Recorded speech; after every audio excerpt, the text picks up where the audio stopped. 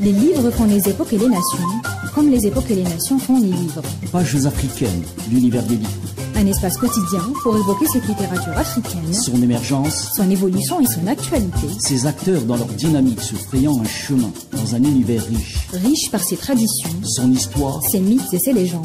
Pages africaines. Une chronique de Hassan Arabe.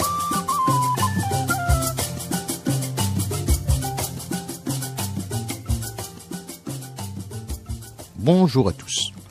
Toujours dans le cadre de la présentation d'ouvrages sur le parcours, la vie, la réflexion, l'engagement et la pensée de Frantz Fanon, je compte revenir aujourd'hui sur un ouvrage collectif coordonné par deux chercheurs, à savoir Maurice Amoury Mpala Lutebel et Antoine Tchétongou Kongdo, intitulé Frantz Fanon, figure emblématique du XXe siècle à l'épreuve du temps.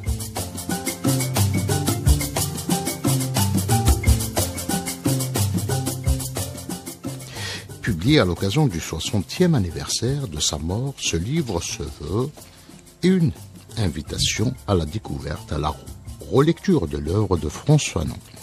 Il nous invite aussi à repenser et à redécouvrir l'immense héritage de cet homme mort si jeune, pour reprendre une phrase des auteurs. Ce livre collectif présente Fanon comme une figure emblématique du XXe siècle, tout à la fois écrivain, penseur de la Révolution et homme d'action engagé aux côtés du peuple algérien dans sa lutte pour se libérer du joug colonial.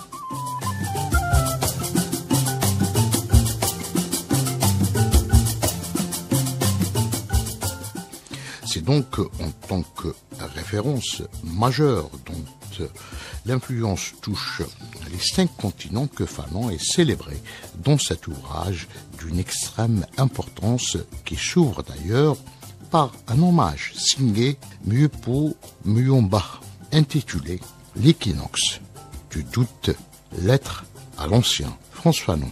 Cet hommage du poète congolais révèle, je cite, à quel point Fanon a irrigué l'imaginaire congolais, africain et au-delà.